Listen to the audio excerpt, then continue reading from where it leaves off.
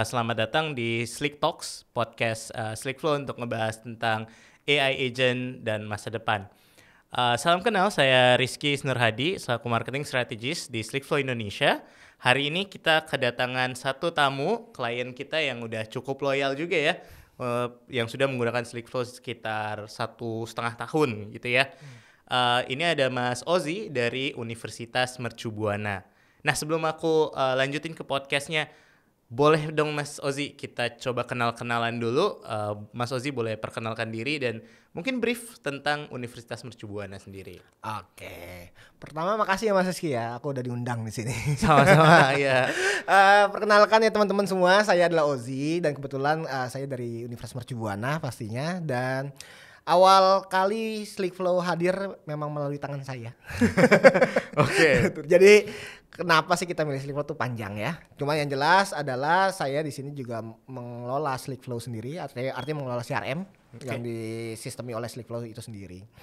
Terus kemudian juga Universitas Mercu Buana sendiri sebenarnya adalah institusi pendidikan tinggi ya. Udah jelas ya bahasa universitas pastinya. Betul. Dan kita juga sudah terakreditasi unggul. Dan kita juga salah satu masuk perguruan tinggi swasta yang di Jakarta itu peringkat nomor 3. Oh. Oke, jadi kalau masalah kredibilitas pendidikan gak usah dipertanyakan karena kita juga udah berdiri 40 tahun gitu.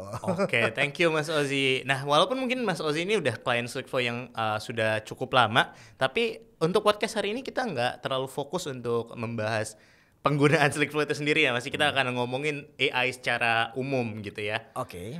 Sip. Nah, jadi mungkin untuk pertama sebelum kita ngomongin soal gimana Mercu Buana mengadopsi AI dan lain-lain, aku pengen tanya untuk pribadi dulu nih Mas Ozzy dalam kehidupan sehari-hari. Udah menggunakan AI mungkin ChatGPT atau Gemini? Untuk sehari-hari di era sekarang kayaknya nggak mungkin ya orang-orang pemegang teknologi nggak pakai AI. Udah pasti pakai lah ya. Nah, coba kalau saya makanya, kalau ditanya tadi saya makanya apa? Saya sekarang dulu sih pertama pakai ChatGPT ya. Pertama kali muncul AI booming itu kan ChatGPT ya. Ya, pertama 2022-an ya.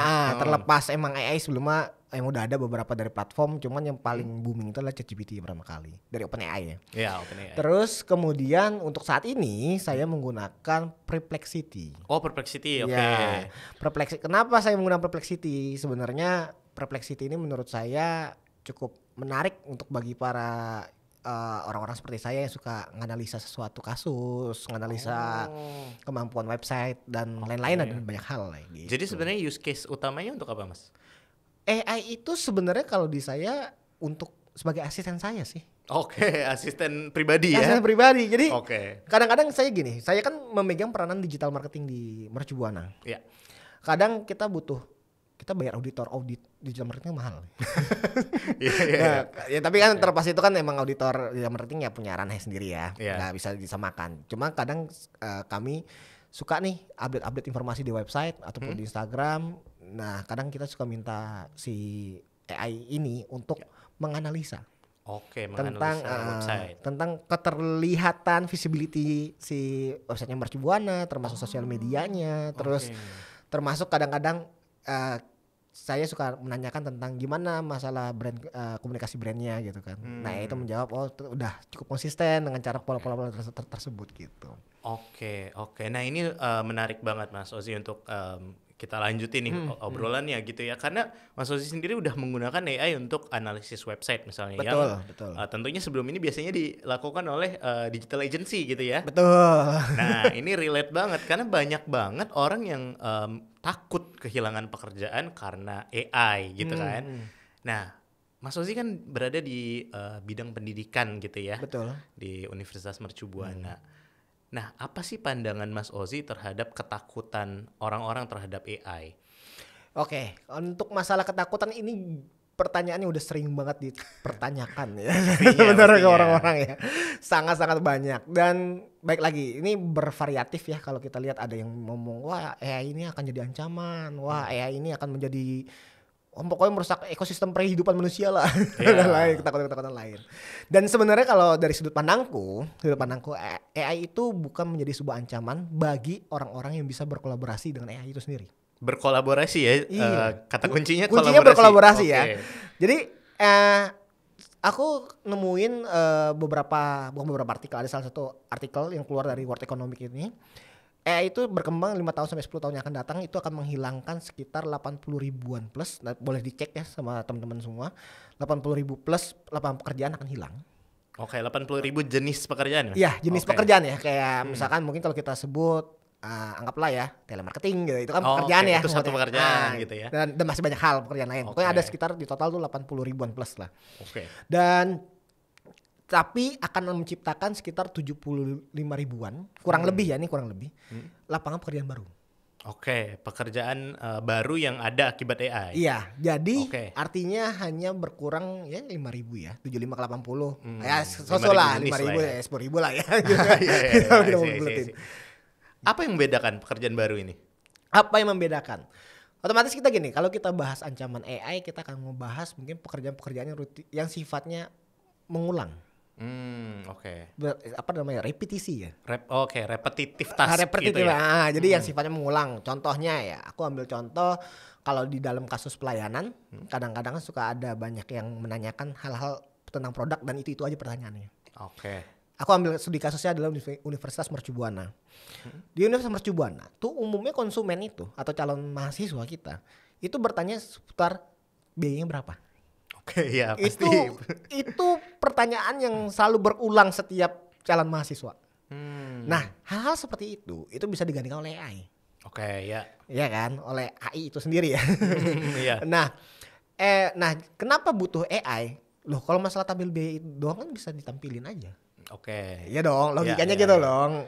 Manusia nggak usah nanya. Nah, karena jadi gini, kalau teman-teman misalkan kunjungi website Mercu Buana dan cek tabel biayanya, itu lihatnya tuh namanya kita pendidikan ya, ada biaya uang pangkal, biaya sekian, banyak tuh penjumlahnya. Agak kompleks ya. Penjumlahnya banyak, beda kalau kita beli baju sekian, bajunya ini 10.000, ini bajunya 20.000, jelas gitu kan. Ini ada biaya ini, jadi total ini berapa kan, orang maunya gitu kan. Nah, dengan hadirnya AI, ya AI membantu menghitungkan itu. Jadi sebenarnya mungkin merangkum. Jadi yang tadinya tabel biaya itu isinya beragam prodi, kita ada 32-an program studi. Bayangin nilai tabel biaya seberapa pusingnya. Ditambah ada ini harga untuk prodi A, ini prodi B, ini prodi C, biaya gedungnya. Terus ini ada biaya SKS-nya, ini ada biaya lain-lain. Pusing kan lihatnya kan. Ada banyak komponen lah ya. Ada banyak komponennya harus dicek dan manusia sekarang pengennya praktis ya. Seperti nanya aja langsung, program studi manajemen berapa sih harganya? Langsung dia mengklasifikasi, ini prodi manajemen, dia hitung biaya uang gedungnya, hitung biaya uang semesternya, intinya berapa keluarnya gitu. Dan ini bisa diangsur kayak gitu. Jadi itu yang AI bisa lakukan. AI bisa lakukan. Otomatis untuk orang-orang yang menjawab hal yang sifatnya mengulang itu akan hilang. Nah, selanjutnya nih kan AI udah bisa melakukan. Nah, batasannya tadi ketika Mas Ozi bilang ada 80.000 pekerjaan baru yang hilang, lama yang hilang gitu ya. 75.000 yang baru akan ngapain nih? Yang baru, artinya muncul lapangan pekerjaan baru. Nah, teman gini. Dulu itu nggak ada tuh namanya engineer AI pastinya. Ya pasti. Sekarang udah ada. Jadi AI-nya harus ada juga yang mengengineering gitu. Harus ada. Contohnya gini, kalau kita bahas pelayanan deh ya, kita bahas pelayanan chat AI ya. Dulu kan chatbot ya. Sekarang berganti dan perkembangan lebih jauh lagi. AI ini otomatis butuh orang yang menjaga dong. Butuh orang yang AI ini kan butuh source. Butuh source kan. Yang tadinya orang orang CSO, orang pelayanan, customer service officer. Mereka yang tadinya ngejawab pertanyaan, mereka harus bisa meningkatkan skill mereka untuk ngetrain AI. Jadi dari yang mereka awalnya jawab sendiri, sekarang jawaban itu di-feed ke AI. Betul. Ya, jadi mereka memang pentingnya orang manusia itu untuk terus beradaptasi dan terus berkembang pastinya. Kalau kita monoton untuk cuman ngelayani orang di customer service, cuman intinya kalau orang nanya A jawabannya A, B misalnya, C jawaban D gitu kan. Itu kan sifatnya mengulang terus-menerus kan. Tiba-tiba datang AI untuk menggantikan hal tersebut. Biar lebih efektif ya, lebih tepatnya lebih efisien juga kan dalam menjawab. Terus kemudian orang ini pasti hilang dong. Tapi kalau orang ini mampu beradaptasi, ini ada AI. AI ini kan juga butuh diajarkan. Training ya. Butuh training, butuh pengawasan, butuh lain-lain lah ya. Nah, dia dengan pengembangan itu, dia bisa belajar tentang itu. Sehingga yang tadi dia di bidang ini, bidangnya mungkin masih sama ya. Cuma Bidangnya tapi tetap customer service gitu ya? polanya aja yang diubah gitu. Oke. Jadi sebenarnya skillnya harus meningkat satu level gitu ya? Betul. Itu Oke. manusia adaptasi ya. Oke. Kita dari Nabi Adam, coy. Iya. Betul. Nah, tapi ngomong-ngomong soal adaptasi, karena tadi 80.000 jenis pekerjaan hilang, ada 75.000 pekerjaan baru yang muncul. Mungkin aku akan tanya sedikit nih, Mas Ozi, sebagai institusi pendidikan sendiri gitu ya, dari Universitas Mercu Buana. Gimana sih sebagai institusi pendidikan bisa membantu untuk orang-orang yang pekerjaannya hilang gitu ya, untuk adaptasi biar dia bisa melakukan pekerjaan baru? Apakah udah ada integrasi AI dalam kurikulum atau dalam cara pengajaran di prodi-prodi yang ditawarkan? Oke. Gimana sih cara Mercu Buana menanggapi kasus baru, bukan kasus ya? Bukan Inovasi baru inovasi apa ya? lah, inovasi. Inovasi tentang teknologi ini. Apalagi ada ancaman pekerjaan tersebut yang akan hilang gitu. Iya. Nah, Universitas Mercu Buana kita juga tetap mengadaptasi yang namanya kebutuhan akan industri. Oke. Jadi kita juga sudah melihat bahwa AI ini akan berkembang di industri yang akan datang. Jadi anggaplah misalnya Mas Rizky kuliah hari ini, tahun ini maksudnya gitu kan. Artinya akan lulus sekitar 4 tahun lagi. 4 tahun lagi nggak tahu nih perkembangan AI bakal kayak apa. Dan kita sudah bisa memprediksi, misalkan anggaplah Mas Rizky Mas Rizky apa nih? Kalau saya marketing di sini. Oh, marketing. Oke, kita ambil manajemen lah ya. Iya, boleh. Manajemen. Misalnya Mas Rizky pilih manajemen. Oke. Nah, manajemen itu kan ya standar ya. Kalau kita belajar investasi ya ada belajar tentang investasi, ada pemasaran juga, ada SDM dan lain. Oke. Kita ambil lah contoh marketing gitu kan. Marketing itu kan ya udah standar, dia meriset ya kan, terus merumuskan strategi apa yang harus dilakukan. Oke. Nah, seperti itu. Nah, dalam masa yang akan datang, apa sih kita dengan adanya AI, kapan sih AI ini bekerja gitu kan? Nah, pertanyaannya adalah gimana cara menyusun strategi dengan menggunakan AI? Oke. Nah, itu sudah dipelajarin. Gimana cara nge-prompt yang baik. Memang di dalam ilmu kebidangannya memang tidak mempelajari cara ngebuat AI. Oke, ya. Tapi gimana cara menjadikan AI ini sebuah bantuan untuk di industri nantinya. I see. Jadi lebih kepada kita adaptasi AI sudah bisa gimana aja gitu ya. Nanti diajarkan cara implementasi AI dalam bidang ilmunya. Betul. Oke. Jadi supaya apa? Nanti Mas Rizky saat keluar dari Mercu Buana sudah lulus jadi alumni. Jadi bukan pemikirannya konvensional. Oke. Sekarang riset itu ada loh, riset by AI. Ya pasti udah bisa ya, kita kasih mereka data gitu ya. Terus mereka mengukur dengan risetnya itu mereka. I see. Nah, jadi yang tadinya konvensional nggak bisa, kita harus pakai SPSS dulu, inget gak SPSS? Oh iya. Kita harus pakai SPSS, kita harus ngitung, harus ini. Lah sekarang udah berubah zamannya. Nah, gimana caranya ini bisa diadaptasi dengan AI itu sendiri gitu. Oke, jadi itu udah diimplementasi ya di Mercu Buana sendiri. Ya, kita sudah melakukan di salah satu di Fakultas Ekonomi dan Bisnis kita. Kita udah ada dosen khusus di bidang tersebut. Di FEB gitu. Cepat juga ya untuk adaptasinya, karena ya ini kan baru sekitar 3 sampai 4 tahun yang lalu ya. Ya secara boomingnya ya. Iya, secara boomingnya 4 tahun ya. Di Indonesia ya itu. Dan udah adaptasi dalam waktu 3 tahun ini udah ada dosen sendiri. Bener, gitu. apalagi tahu gak sih sekarang inovasi itu kabarnya tuh per 13 detik sekali tuh keluar inovasi baru. Iya, baru-baru ini kan GPT-5 gitu ya. Iya.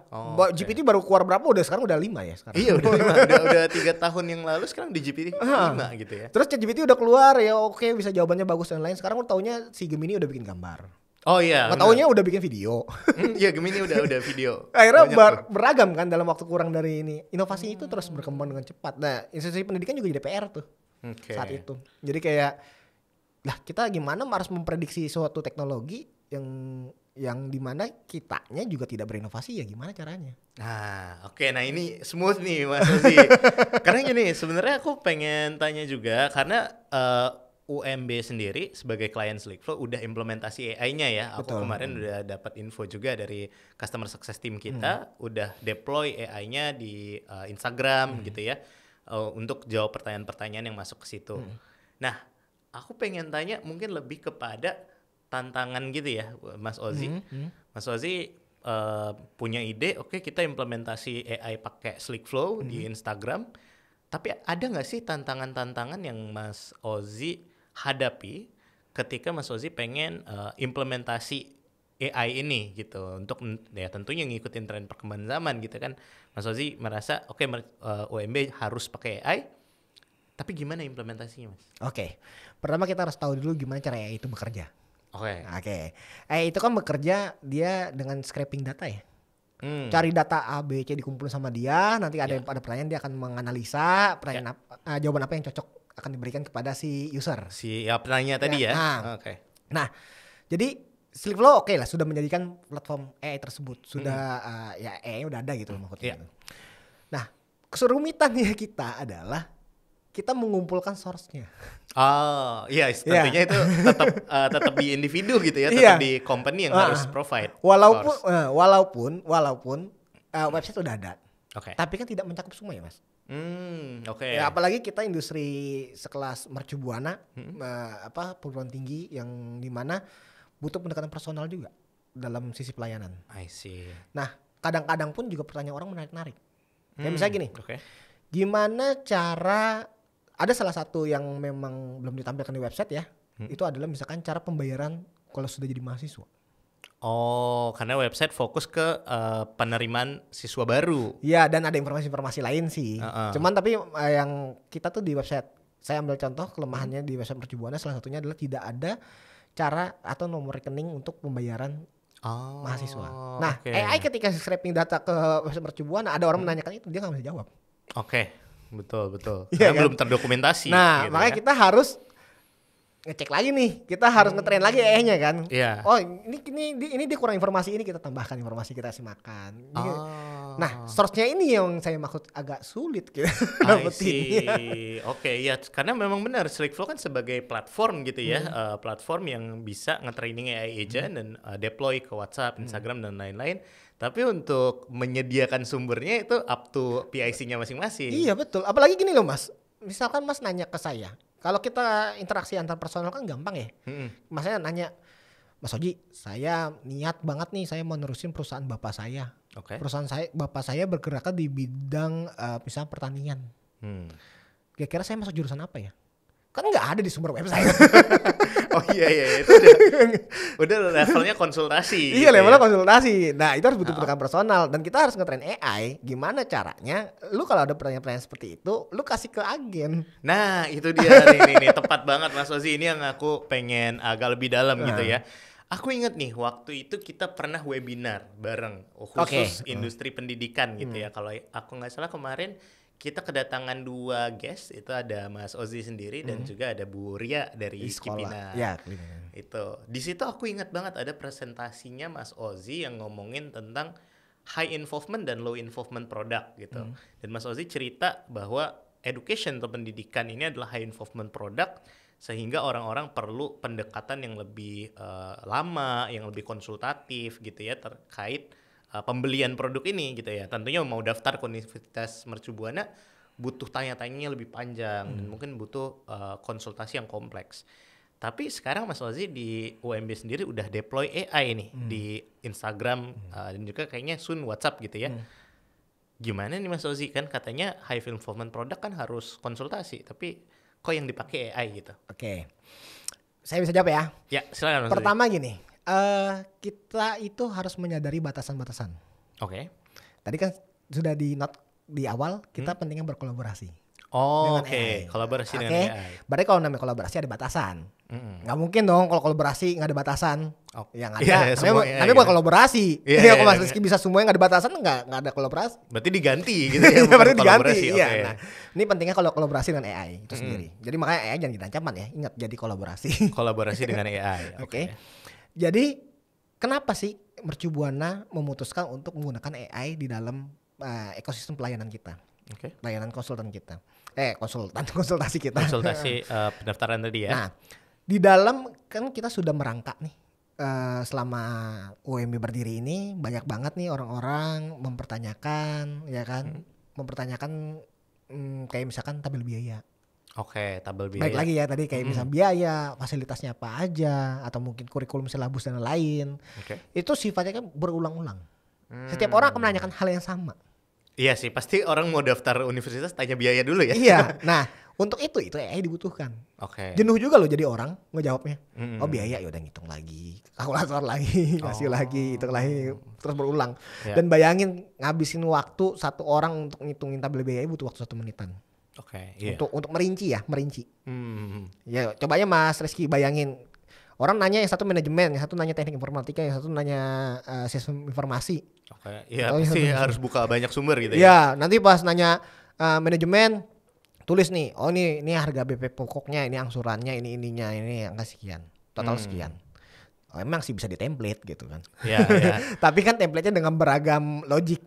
Oh, ya pasti banyak banget kan. Iya ya. kan, logiknya mulai dari kita harus identifikasi dia kelas reguler apa kelas karyawan. Kita mulai identifikasi dia maunya sarjana apa, magister atau doktor atau profesi. Kita identifikasi lagi baru prodinya apa. Oke. Kepanjang. Jadi kepanjangan ya si proses gitu ya. Iya, akhirnya kita udah anggaplah si customer service sudah nulis nih misalkan, oke ini total biayanya anggaplah 20 juta bisa diangsur 4 juta misalnya gitu di gelombang pertama. Pas dia 4 juta, pas tanya, tapi saya minatnya kelas karyawan. Oh iya salah ngitung. Ganti lagi. Ini yang ini harga kelas reguler gitu kan. Oke.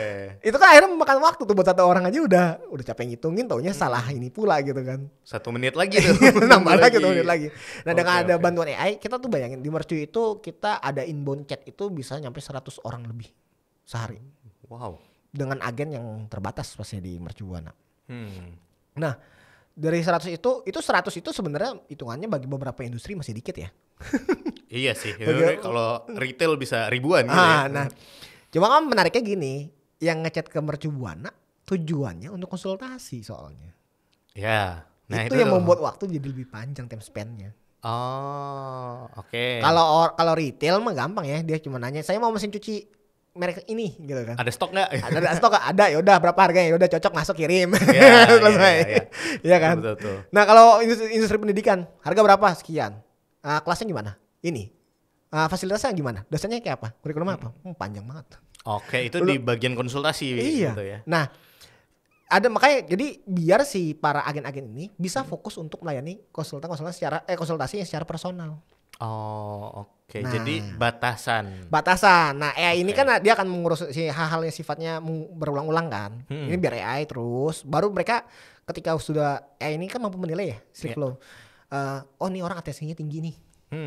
Terus tiba-tiba ada pertanyaan yang, wah saya tidak bisa jawab nih katanya.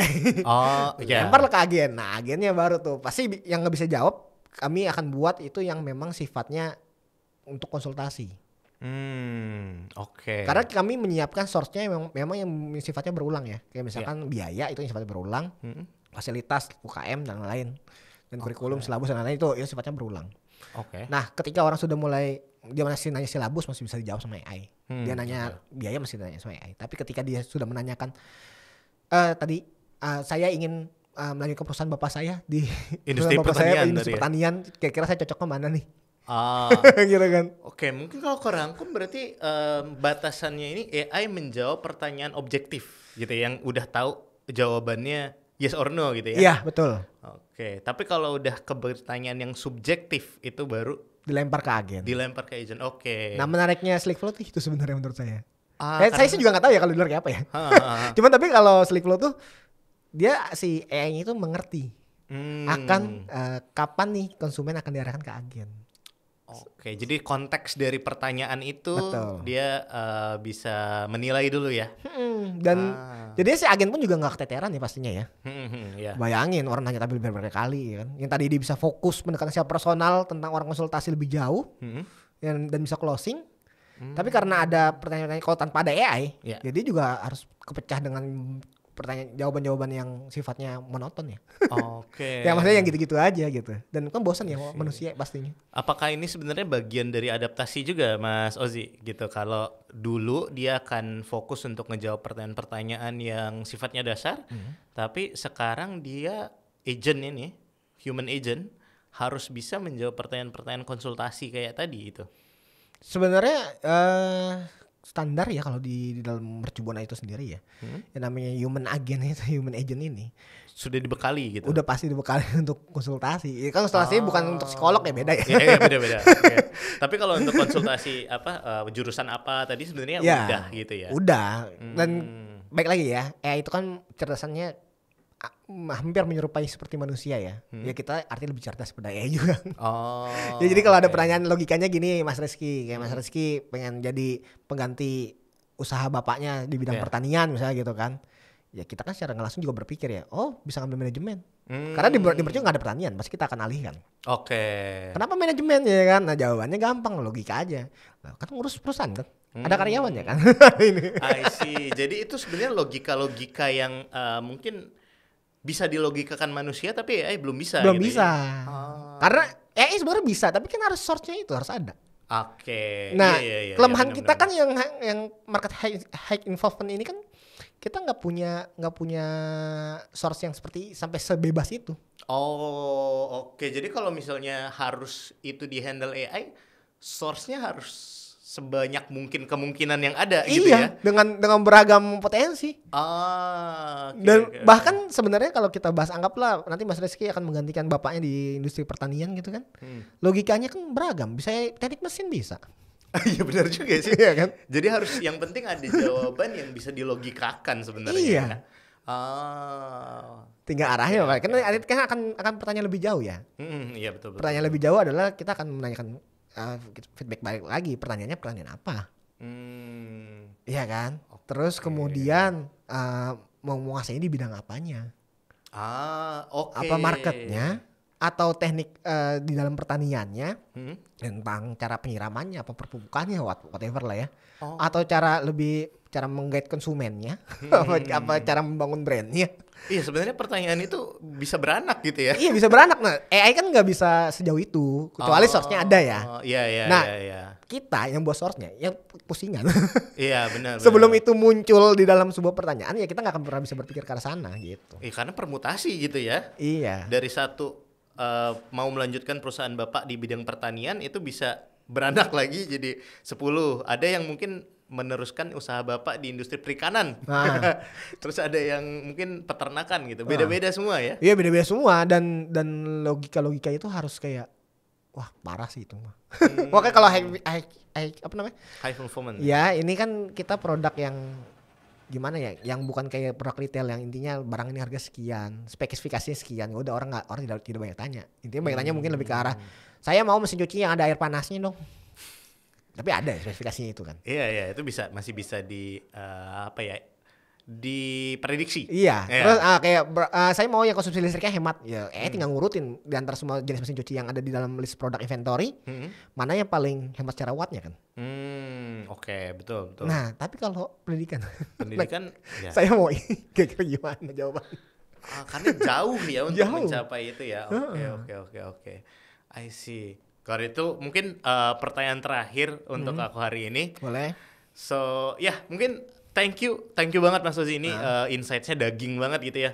Dan ini nggak cuma terkait soal implementasi AI dalam pekerjaan, mungkin terkait ke Slickflow-nya, tapi lebih ke secara keilmuan gitu ya. Tadi udah ngebahas soal implementasi AI dalam kurikulumnya di UMB, udah juga ngebahas tentang bagaimana kita melatih empati dan kreativitas. Jadi ini thank you banget Mas Ozi untuk insights-nya.